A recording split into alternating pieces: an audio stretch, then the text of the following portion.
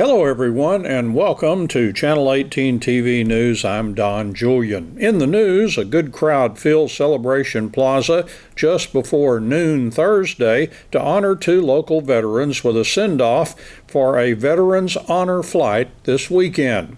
U.S. Army veteran Keith Klein and U.S. Navy veteran Ronnie Whitlock's trip from Dallas-Fort Worth to Washington, D.C. is at least the seventh from Hopkins County in 10 years.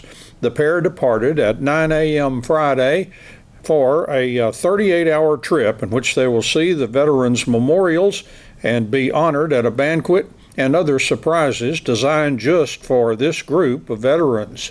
Whitlock grew up in Cooper and joined the Navy in 1963, right out of high school. He served 2 years in Japan, as well as 16 months aboard a ship that got blown up. Whitlock and his wife live in the Nelta community. Klein was drafted in 1964 and then joined the Army. He served in Libya, Ethiopia, Sudan, Liberia, and Siberia. Whitlock and Klein are brothers-in-law. A physical confrontation between two men sitting beside one another on a Greyhound bus early Thursday morning resulted in the arrest of a 25-year-old Earlysville, Virginia man for assault causing bodily injury. Cumbie police were dispatched to the rest stop along I-30 at 1:48 a.m. Thursday on a complaint of a fight between two individuals. A 31-year-old man claimed the Virginia man had assaulted him on the bus. The Virginia man allegedly punched the other man multiple times on the head, neck, and shoulder. Cumbie Police Sergeant Ray Imbro said the 31-year-old man had visible injuries. It's been a year of fun, surprises, and personal growth for Dairy Festival Queen Caitlin Farrell. On Saturday night, June 15th, she will crown a new Dairy Festival Queen. Will you be at the pageant? Let's find out more from Caitlin. So whenever it happened, I was honestly really shocked because whenever I went in, I honestly just went in thinking I was just going to have a good time and walk away with that and carry that with me, but I walked away with a lot more than that. This year's been really fun and exciting, and it's taught me how to come out of my comfort zone, and it's okay to be out of your comfort zone, and yeah.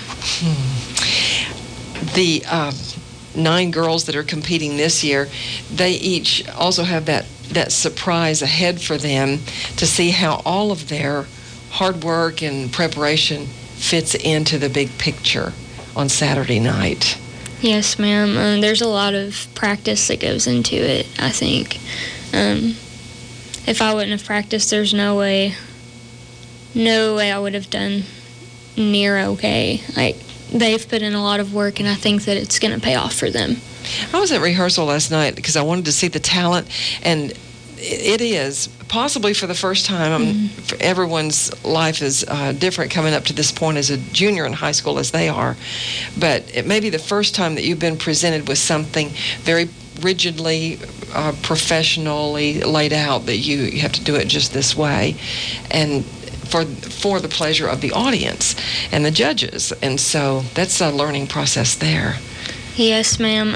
I'd been on a stage before with band, but I had never been on stage by myself doing that.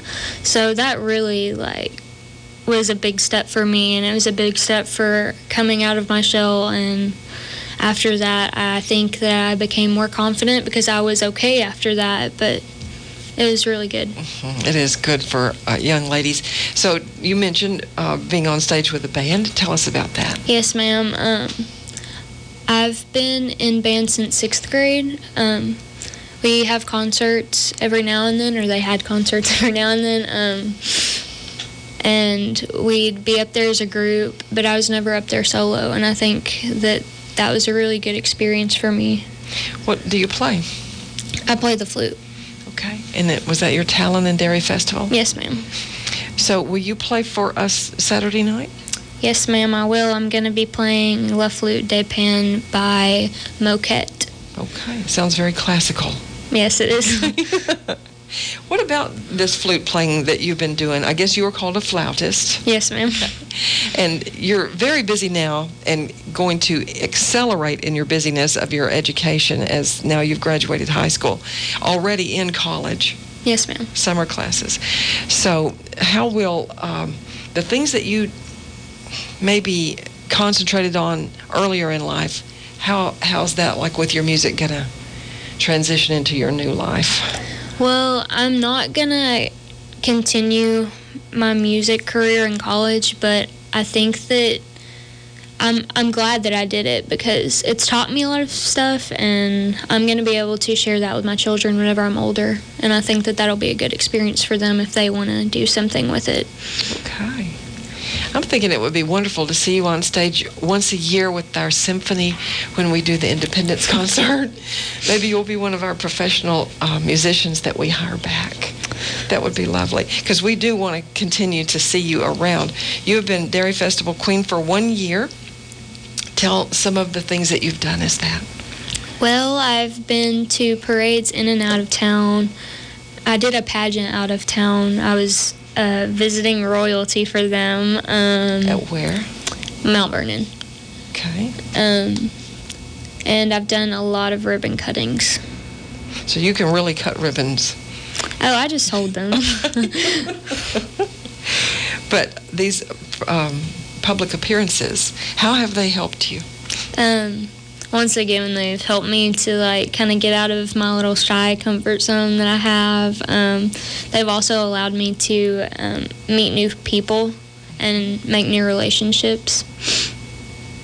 Well, I think in our chat that we were having, something that I got out of some things that you said is that you were shy, and so coming out to Dairy Festival when you were a candidate, and maybe your first solo appearance on a stage with your flute, and all these things that kind of brought you out of your shyness seem to have impressed on you that even if you're a shy person and you don't think, you know, you have a great weight with others, you do make an impression, and you do kind of make an example. Yes, ma'am. And I hope that I've made a good example with everybody who's been watching me this past year. I hope that they know that it's okay to come out of your comfort zone, and that you're going to be okay once you do. You're going to be more than okay. You'll be very happy with the outcome. More than okay is a very good phrase. Well, I know that you have influenced others, and sometimes we never know in what way we do that, but it is happening as all around us as we go along. You have got your college plans in place. Tell us about that. Yes, ma'am. As of now, I'm taking classes at PJC Summer 1, and then in the fall, I'm going to start at Commerce as a sophomore. Okay. And you're thinking you're leaning towards? Psychology. Okay. All right. You also like some photography as a hobby? Yes, ma'am. I've been looking at that a lot lately. I've been thinking about investing in a camera so that I can take better pictures than just my phone can provide me. That's a whole science in itself. Yeah. And you like to write? Yes, ma'am. It wasn't until I think the end of last year, beginning of this year, that I found out that I do. I like to write more personal narrative type of things instead of like nonfiction. Okay. I love writing too. It's a wonderful way of expression. Well, the young ladies and you've been helping them as the 9 contestants have gotten ready for the pageant on Saturday night. How many weeks would you say, or even months that you've been associating with them? Well, we first had our meeting to see like who all was going to participate, and I believe it was beginning of April, end of March. Okay. So it didn't really all start up until like the end of May, but okay. End of May, beginning of May, around that. But I've known who's going to do it since end of March, pretty much. And you're just 1 year different in school, yes, throughout ma'am. Going through high school. So in what way do you have contact with them as they prepare for the pageant? I've tried to be as supportive of them as I can. I've been with them a lot this past week in rehearsals. We've gotten to spend a lot of time together and make new friendships and become closer, and I really like that about the Hopkins County Dairy Festival, that it provides you an experience to make new relationships and grow in ones you already have. And something that you may not be able to realize until you are older is the really positive effect that coming from a hometown, representing a hometown and county like you've had the opportunity to do, can really affect your life, really change your life. And it's something that kind of a touchstone that you think back on often.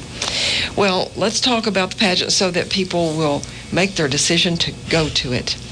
Do we have talent or do we not? Oh, we have talent.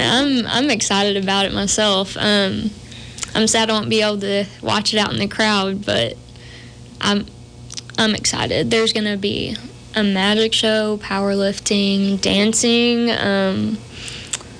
comedy, singing, so pretty much everything you could think of piled into one show. It is amazing. Yeah. 9 girls, and nobody really does the very same thing. No, they don't. It's pretty diverse, I would say. Very, very talented lineup. So, tickets are still available, is that right, or at the door? They're at the door now for $10. Okay. And it is a show like you wouldn't believe. All the girls have selected their beautiful evening gowns. Yes. They get to make I'm excited. They get to make that walk, and their bio, I guess, will be read while they cross the stage. Then, will you do like a farewell walk? Yes, ma'am, I will. Tell us about that. Well, and tell us about your dress. Okay, I'm going to start with my dress because I'm excited about that. My dress is like a champagne gold color, and it's not a ball gown, but it's more poofy at the waist down. Okay.